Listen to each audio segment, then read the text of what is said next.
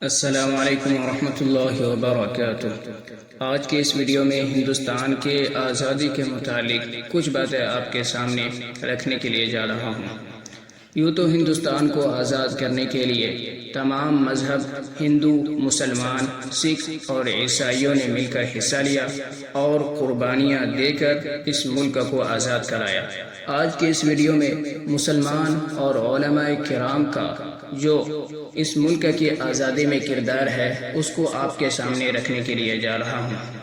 1857 کی جنگ آزادی میں انگریزوں نے 2 لاکھ مسلمانوں کو شہید کیا، جن میں 51,000 صرف علماء کرام کی تعداد تھی۔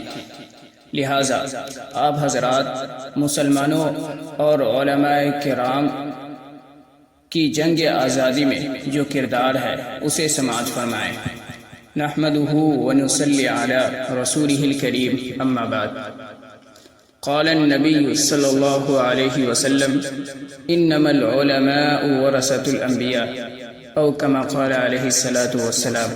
اما بعد، ہمارا یہ ہندوستان جنت نما ہے جس کی گود میں گنگا جمنا کی روانی، کوسی اور ستلج کی جوانی ہے، لال قلعہ اور جامع مسجد کی مضبوطی و پاک بازی ہے، تاج محل کی خوبصورتی ہے، اونچے اونچے پہاڑ ہے، منموہن جھیل اور آبشار ہے، مختلف مذہب و ملت، دین و دھرم کے ماننے والے ہیں، کوئی ایک خدا اور پرمیشور کی عبادت کرتا ہے تو کوئی سینکڑوں دیوی دیوتاؤں کے آگے سر جھکاتا ہے، کوئی پتھروں کو پوجتا ہے تو کوئی درختوں کے آگے اپنا سر جھکاتا ہے، کوئی گاؤ ماتا کہہ کر اس کو بھگوان کا درجہ دیتا ہے تو کوئی فوٹو اور تصاویر کے سامنے اپنے ہردے کو شانتی پہنچاتا ہے۔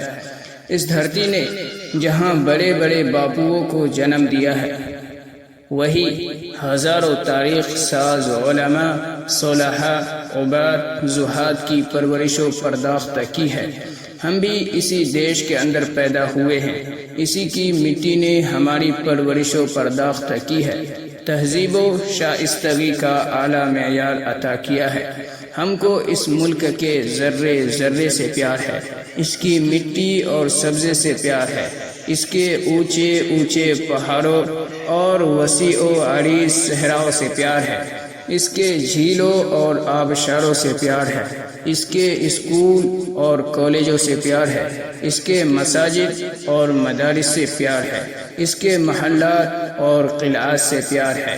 سرزمین مکہ سے پوچھ لو، سرزمین مدینہ سے پوچھ لو، مصر و شام سے پوچھ لو، روس و ایران سے پوچھ لو، روم و فارس سے پوچھ لو، اندلس و اسپین سے پوچھ لو کہ کیسی کیسی وفاداری کا ثبوت ہم نے پیش کیا ہے۔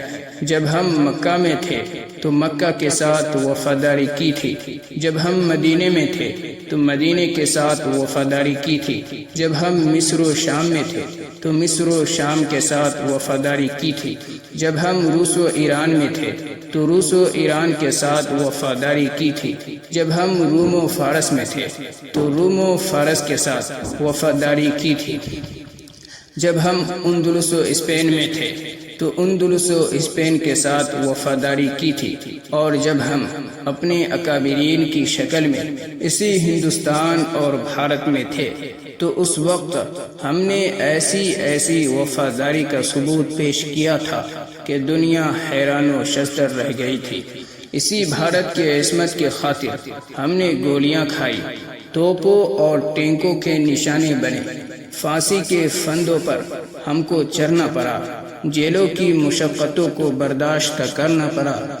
جب ہندوستان کی سرزمین میں انگریزوں کا ناپاک سایہ پڑا اور وہ اپنی شاطرانہ و عیارانہ چالوں سے یہاں کے مالک بن بیٹھے، جب باشندگان ہند پر طرح طرح کے ظلم و ستم کے پہاڑ توڑے جانے لگے، جب ہندوستان کو غلام بنایا جانے لگا، جب ہندوستانیوں کا خون ان کے پسینوں سے بھی ارزاں ہونے لگا، تو ایسے نازک دور میں سب سے پہلے جس نے علم بغاوت بلند کیا وہ محدث کبیر نازش وطن شاہ عبدالعزیز بن ولی اللہ محدث دہلوی رحمۃ اللہ علیہ تھا۔ شاہ عبدالعزیز کا فتویٰ کیا تھا؟ گویا برق تپا تھا جو دشمنوں کے نخل تمنا پر گر پڑی۔ انگریز کی نیند حرام ہو گئی، جگہ جگہ آزادی کے شعلے بھڑکنے لگے، جگہ جگہ آزادی کے پرچم لہرانے لگے، سینوں میں ولولے مچلنے لگے اور حوصلوں نے انگرائیاں لینی شروع کی۔ 1857 کی جنگ آزادی میں 2 محاذ بنائے گئے، ایک محاذ امبالہ پر جس کی قیادت مولانا جعفر تھانیسری کے پاس تھی، اور دوسرا محاذ شاملی پر جس کی قیادت حضرت حاجی امداد اللہ مہاجر مکی کے پاس تھی۔ اس جنگ میں بڑے بڑے علماء و صلحاء شہید ہوئے۔ اسی جنگ میں مولانا نانوتوی رحمۃ اللہ علیہ زخمی ہوئے۔ اسی جنگ میں مولانا گنگوہی رحمۃ اللہ علیہ زخمی ہوئے۔ اسی جنگ میں حافظ زامن رحمۃ اللہ علیہ شہید ہوئے۔ اسی 1857 کی جنگ آزادی میں 2 لاکھ مسلمان شہید ہوئے، جن میں 51,000 علماء تھے۔ صرف دہلی کے اندر 500 علماء کو پھانسی کے پھندے پر لٹکایا گیا۔ 1861 میں 2 لاکھ قرآن کریم کے نسخے کو بدبخت انگریزوں نے جلا ڈالا۔ اس کے بعد ہی سے علماء کرام کو ختم کرنے کا فیصلہ کر لیا۔ انگریز مورخ ٹامسن لکھتا ہے کہ 1864 سے لے کر 1867 تک ان 3 سالوں میں انگریز نے 14,000 علماء کرام کو تخت دار پر لٹکایا۔ ٹامسن کہتا ہے کہ دلی کے چاندنی چوک سے لے کر پشاور کی جامع مسجد تک کوئی ایسا درخت نہیں تھا جس پر علماء کی گردنیں نہ لٹکی ہو۔ ٹامسن لکھتا ہے کہ علماء کے جسموں کو تانبے سے داغا گیا۔ ٹامسن کہتا ہے کہ علماء کو سوروں کی خالوں میں بند کر کے تنور میں ڈالا گیا۔ ٹامسن کہتا ہے کہ لاہور کی جامع مسجد جس کے صحن میں انگریز نے پھانسی کا پھندا بنایا تھا، اس میں ایک دن میں 80 علماء کو پھانسی دی جاتی تھی۔ ٹامسن کہتا ہے کہ لاہور کے دریائے راوی میں 80 علماء کو بوریوں میں بند کر کے ڈال دیا جاتا اور اوپر سے گولیوں کا نشانہ بنایا جاتا۔